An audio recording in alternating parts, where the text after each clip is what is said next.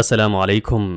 raadinta dhammaystirnaan waxa ka hortaagan in aad tallaabo qaado, in aad dhaqaaqdo, in aad horay u socoto. waxaad isweydiinaysaa dabcan daqiiqadan raadinta dhammaystirnaan miyaa iga hortaagan in aan horay u socdo? jawaabtu waa haa, waanaan arkaynaa wax yar kadib.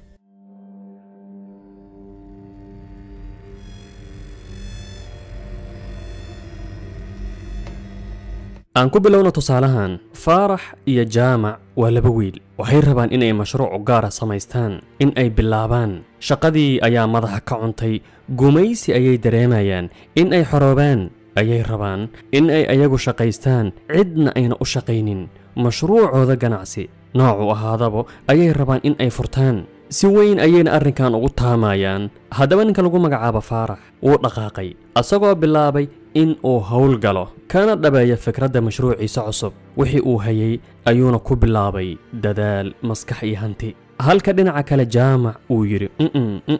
maya, isuguma kay aadano, diyaar ma ihi, waxbaa iga dhiman, maya, markay umuuraha hagaagaan ayaan bilaabi. haddaba waxaas uu jaamac sugaayo ee ah inay umuuruhu hagaagaan ayaa ah raadinta dhammaystirnaanta. dib u dhigayso in aadan wax tallaabaha qaadin adigoo isleh maya, iskuma aadano. raadinta dhammaystirnaan waxay ku magacaabaan ereygan hortanada ka muuqdo, waxayna ku tilmaamaan cadowgaada koobaad, ama inuu yahay cadowga kaa hortaagan inaad waxyaabo badan samayso. muddo sannada kadib haddaba faarax mashruuciisi wuu weynaaday, guulaystay, halka jaamac weli uu leeyahay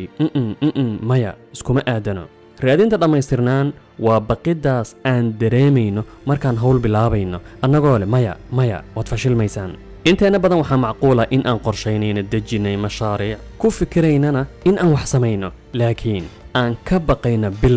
bilowga hore annagoo isleh maya, iskuma toosno, maya, waad fashilmaysaan, maya, weli waxbaa dhimane, bal wax yara sug. raadinta dhammaystirnaanta waxay ku socotaa mabda ah waan wada qaban hawshaan oo sidii la rabay ayaan u wada qaban, ama wax soconaya ma lahan. in aadan wax tallaabaha qaadin ilaa ay wax walba 100% isku aadaan, taasna dabcan ma ahan mid macquul ah. xaalka adduunka ayaa sidaas ah. hawl markaad qabanayso 3 qaab keliya ayaa ku horyaal inaad u qabato: si hulumhaad ah oo aanan sugnayn, si aanan tayo lahayn inaad u qabato mana ahan mid fiican, iyo in aad si fiican u qabato hawshaan heer ayna waxba u baahnayn, wax dheeraad ayna u baahnayn, iyo in aad si xad dhaafa ugu faryaraysato faryaraysi aanan waxba soo kordhinaynin, wax qiime aanan ku soo kordhinaynin hawshaan, laakiin waqti iyo dadaal kaa qaadanayo, wax faa'iido ahna aanan soo kordhinaynin. ku faryaraysiga xaddhaafka ah ee waqtiga badan cunayo inta badan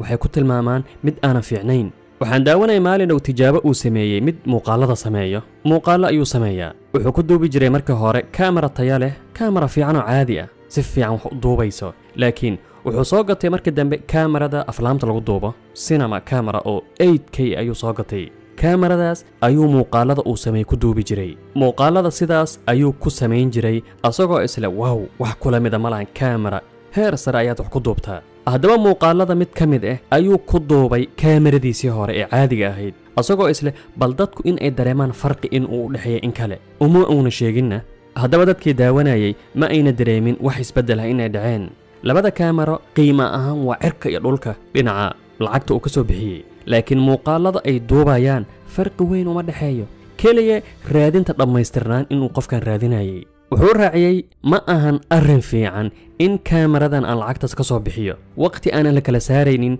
muuqaalada aan ku duubay iyo muuqaalada aan ku duubay midda caadiga ah. wuxuu yidhi uma baahnayn dhammaystirnaantan xaddhaafka ah. dabcan mana jiro muuqaal 8K ee qof daawanaya maanta, iyadoo la fiirinayo kombiyuutarada iyo moobaylada ay dadka haystaan iyo internetka, iyo dadku inta badan in ayna haysanin internet degdeg ah, awood badan. markuu ka shalaayay wuxuu yidhi raadinta dhammaystirnaan in aan soo gato kaamarada ugu qaalisan waxba ma soo kordhinin. raadinta dhammaystirnaan ma ahan keliya hawl aad qabanayso, xitaa adiga daatadaada in aad isdhaleecayso, isku eedayso, maxaan qaladkaas u galay, doqonsanaaya waqtigaas. waxaa tahay qof maalinba wax u kordhayaan, mateed qof dhammaystiran. qof asagoo dhammaystiran dhalanayo maalmaha ayaa ku samayn. maalin walba waxaa kuu kordhay khibrad, waxaa kuu kordhay fikir cusub, waxaa kuu kordhay indheed garadnimo.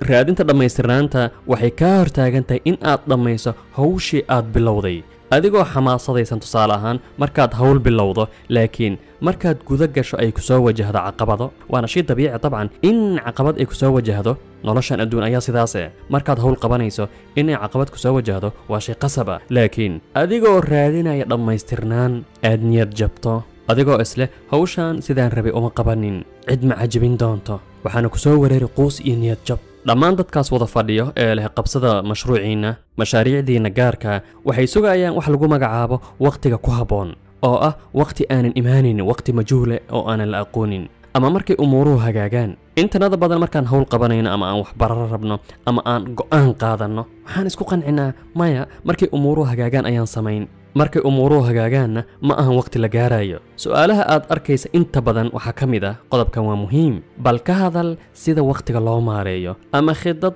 nololeed loo dejiyo waxaa macquul ah qofku in uu isdhaho waxba ma qaban kartid naftiisa yaso sababtoo ah ma taqaanid sida waqtiga loo maareeyo ama khidad nololeed loo dejiyo runtii ilaa heer waxaa la dhihi karaa dejinta khidad ama maaraynta waqtiga oo ah inuu qofku qoro jadwal dejiyo waa waxba kama jiraan waana nooc ka mide raadinta dhammaystirnaan wax walba in ay degsan yihiin dadka meelaha ka hadla ee dhaho waqtiga koors waxaan ku siin sida waqtiga loo nidaamiyo sida waqtiga loo maareeyo waa waqti lumis waa sax ma fiicna in noloshaada ay noqoto sabahlala isku dhexyaac sidoo kale uma baahnid jadwal ama khidado badan si aad wax u qabato ilaahay caqli ayuu ku siiyey kaliya casiimo ayaad u baahan tahay runtii aniga ka shakhsi ahaan ma jecli in dadka lagu wareeriyo waqtigaada maaree khidad deji ayadoo qofka inuu waqtigiisa ka faa'iidaysto iyo jadwal deji la isku xiraayo kaliya niyadaada geli in aad waqtigaada ka faa'iidaysato una ka dayacmin waqtigu waa qaali umana baahnid in aad buug soo iibsato si aad u barato sida waqtiga loo maareeyo ilaahay noloshan kama dhigin mid adag oo furaheeda ku jira gacanta dad kale uma baahnid kumanaankaas buugaagta khidadaha iyo maaraynta ka hadlaya inaad soo gadato uma baahnid runtii waana waqti lumis qof bini'aadana dhammaystiran ayaa tahay waqtigaa ku hor yaallo ka faa'iidayso keliya wax kale ma jiraan maaraynta waqtiga ma ahan mahaaro ama xirfad la baranaayo oo koorsooyin loo galayo ee arrinku wuxuu la xiriiraa wacyigaada adiga keliya sirtu waa wacyigaada haddaad maanta 30 sano jirto طبعاً ما هيسد وقت آد ضيعضه وقت آد ضيعضه ما هيسد كليه مفهوم كاس أما وعي كاس ير أيض بهانتي أما 20 جر أما 40 جر أما 60 جر وما باهند سان صور شجنيبه بوقاك تاس جناعسي إيميل والبيالو ما رينت وقتك ما رينت نرشة لا أبداً وما باهند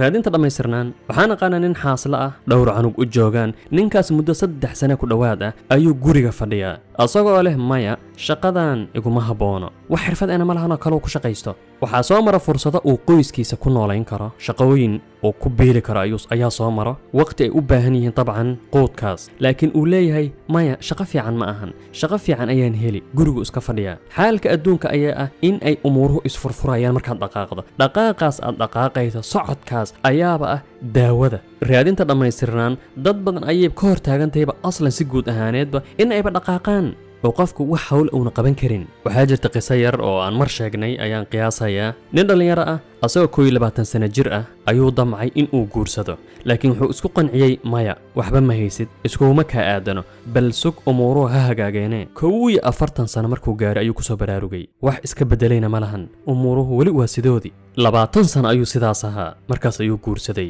xaalka adduun caadi noqday waxa ugu daran ee aad ka dhaxlayso raadinta dhammaystirnaanka waa bariyeynta dib u dhigidda maya diyaar ma ihi maya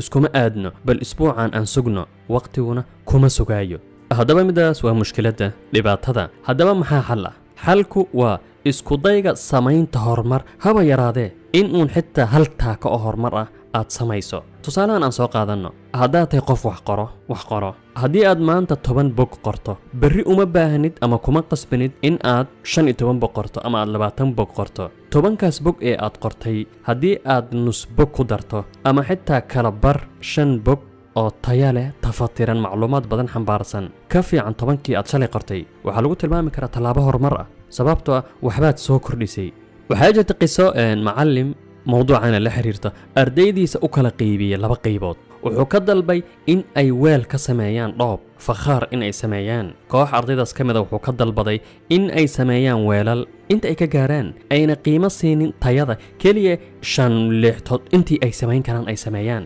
tayadana ayna isku mashquulinin halka kuwa kale uu ka dalbay samaynta weel laakiin tayo leh muhiimaddu ay tahay tayo wuxuu yidhi tayo siiya labadaas qaybood ardayda ahna natiijo ayay ku helayaan hawshan ay samaynayaan haddaba natiijadu waxay ahayd in ardaydaas laga dalbay in ay tayada qiimo siinin ay sameeyeen alaab cajiib oo tayo leh halka kuwa kale ayna waxba samaynin maadaama ay ku mashquuleen isweydiiyeen xageen ka bilownaa khidad ma dejinaa yaan kaashanaa waqtigii ayaa ku dhammaaday kadibna si isdhaafi ah ayay u bilaabeen ku sameeyeen muhiimadda ugu muhiimsan waa wacyigaada aad leedahay noloshan ku aadan waqtigaada inaad ka faa'iidaysan karto in aadan u baahnayn kumanaankaas buugaagta inaad soo gadato in aad awooddaada aadan dhayalsanin in wax kastoo hawl ahood qabanayso aadan dhayalsanin in aad isku daydo hal tillaababa ha ahaatee in aadan horay u socoto maalintii mowduucan intaan ayuu ku dhan yahay wassalaamu calaykum waraxmatullaahi wabarakaatu